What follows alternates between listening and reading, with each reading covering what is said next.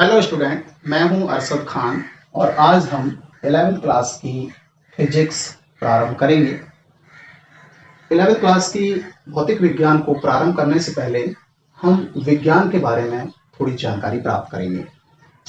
तो विज्ञान संस्कृत भाषा का शब्द है जिसे हम दो भागों में तोड़ सकते हैं, वी प्लस ज्ञान, जिसका शाब्दिक अर्थ होता है ज्ञान सहित।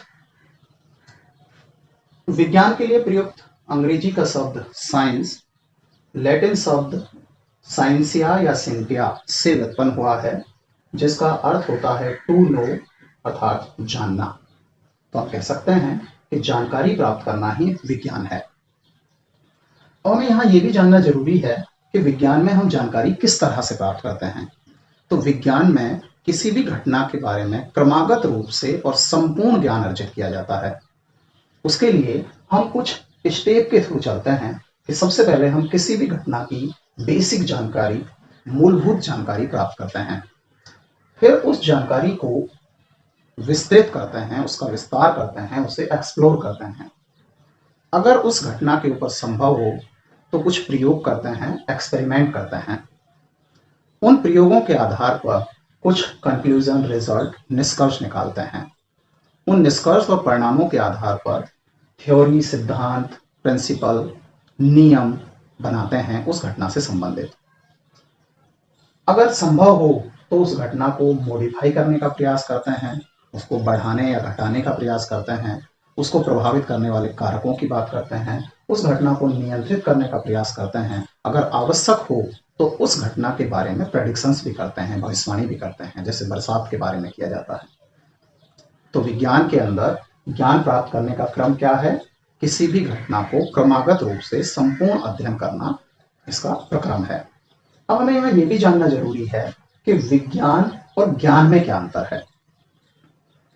तो जो विज्ञान है वो किसी भी घटना के बारे में जानकारी की सत्यता की खोज करने का प्रक्रम है, सर्चिंग फॉर रियलिटी है। जबकि ज्ञान जो है उस सत्यता को अनुभव करने का नाम है, फीलिंग ऑफ रियलिटी है। जो हमने सत्यता प्राप्त की है उसको फील करना है, अनुभव करना है, तब ज्ञान की प्राप्ति होती है। उदाहरण के लिए किसी वैज्ञानिक ने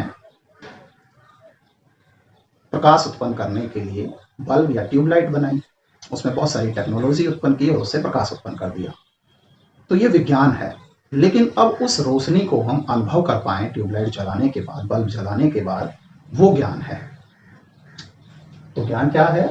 ज्ञान है फीलिंग ऑफ रियलिटी और विज्ञान है सर्चिंग फॉर रियलिटी। सत्य की खोज करना विज्ञान है और सत्य को अनुभव करना ज्ञान है। तो अब इस आधार पर, इन सारी चीजों के आधार पर हम विज्ञान को परिभाषित कैसे करें?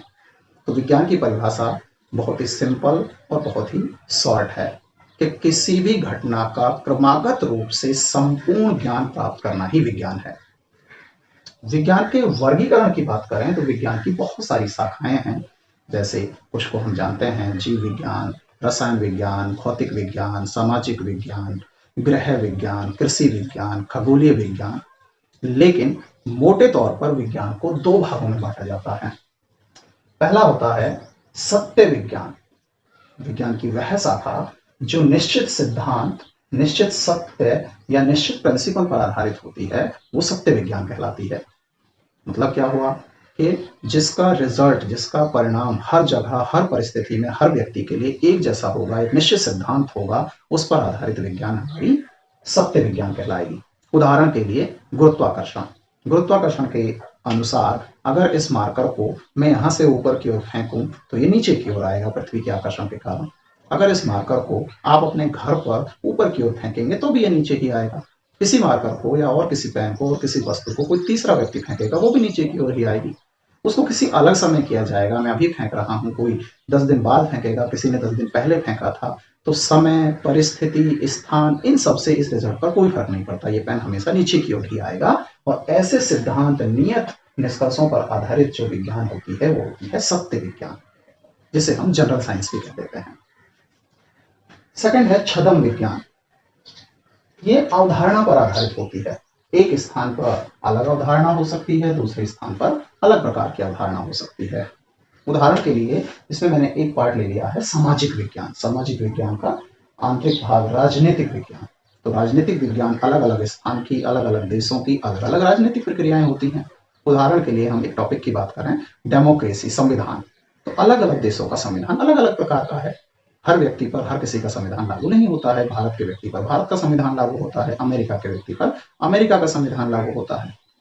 भारत का संविधान अलग प्रकार का है, अमेरिका का संविधान अलग प्रकार का है। तो ये अवधारणा पर आधारित होती है। हर जगह वो, हर परिस्थिति में वो चीज सत्य एक जैसा नहीं होता है। तो ये कहलाती है हमारी छद्म विज्ञान। हमें यहाँ पर मुख्यतः सत्य विज्ञान को पढ़ना है। तो हम अपनी इस विज्ञान को मुख्यतः 3 ब्रांचों में वर्गीकृत कर सकते हैं। पहला है जीव विज्ञान, जिसे हम अंग्रेजी में बायोलॉजी कहते हैं। ये जो बायोलॉजी शब्द है, ये 2 शब्दों से मिलकर बना है, बायोस प्लस लॉगस।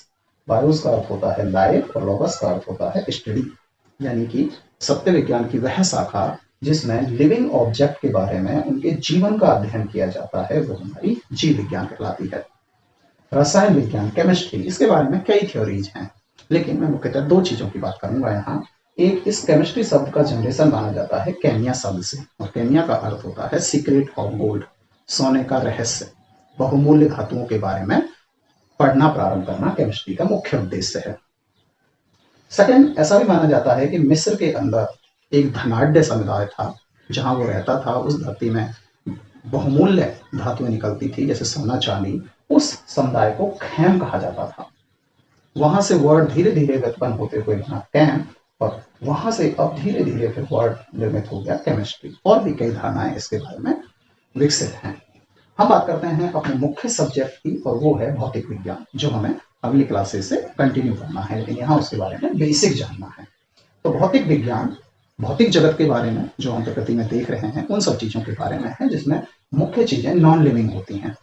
बायोलॉजी के अंदर लिविंग चीजों के बारे में अध्ययन किया जाता है, जबकि भौतिक विज्ञान के अंदर नॉन लिविंग के बारे में किया जाता है। और लिविंग और नॉन लिविंग मिलकर ही संपूर्ण सत्य विज्ञान को निर्मित करते हैं। तो भौतिक विज्ञान के लिए प्रयुक्त अंग्रेजी का शब्द फिजिक्स, ग्रीक शब्द फोसिस या फ्यूसिस से उत्पन्न हुआ है, जिसका तात्पर्य होता है नेचर, यानी कि प्रकृति। अतः प्रकृति तथा प्रकृति के नियमों का अध्ययन करना ही भौतिक विज्ञान है। हम भौतिक विज्ञान को एक मुख्य तरीके से भी परिभाषित कर सकते हैं, जो बहुत ज्यादा इंपॉर्टेंट है, और उसे हम अगली क्लास में पुनः डिस्कस करेंगे। तो हम कह सकते हैं कि द्रव्य यानी कि मैटर, ऊर्जा तथा इनके आपसी संबंध को समझाने वाला विज्ञान, एक्सप्लेन करने वाला विज्ञान ही भौतिक विज्ञान है। तो अगर हम इस क्लास का कंक्लूजन निकालें तो विज्ञान क्या है? विज्ञान किसी भी घटना के बारे में, किसी भी वस्तु के बारे में, किसी भी स्पेसिफिक नॉलेज के बारे में संपूर्ण रूप से, क्रमागत रूप से जानकारी प्राप्त करना, अध्ययन करना ही विज्ञान है। यानी कि किसी भी घटना का संपूर्ण क्रमागत रूप से अध्ययन करना विज्ञान है। और भौतिक विज्ञान क्या है? प्रकृति तथा प्रकृति के नियमों का अध्ययन करना भौतिक विज्ञान है। या हम दूसरी परिभाषा कह सकते हैं, द्रव्य, ऊर्जा और इनके आपसी संबंध को समझाने वाली विज्ञान भौतिक विज्ञान है। उम्मीद करता हूं कि आपको विज्ञान और भौतिक विज्ञान का जो मुख्य कॉन्सेप्ट है वो समझ आया होगा। ये था हमारे पास विज्ञान का परिचय। अगर आपको वीडियो पसंद आया हो तो इसे लाइक कीजिए, अपने दोस्तों के साथ इसे शेयर कीजिए। FMC फिजिक्स क्लासेस चैनल को सब्सक्राइब कीजिए, ताकि आप इसी प्रकार के अन्य वीडियो इस चैनल पर देख सकें। बेल आइकन दबाइए ताकि नए वीडियो का नोटिफिकेशन आपको सबसे पहले मिल सके। धन्यवाद।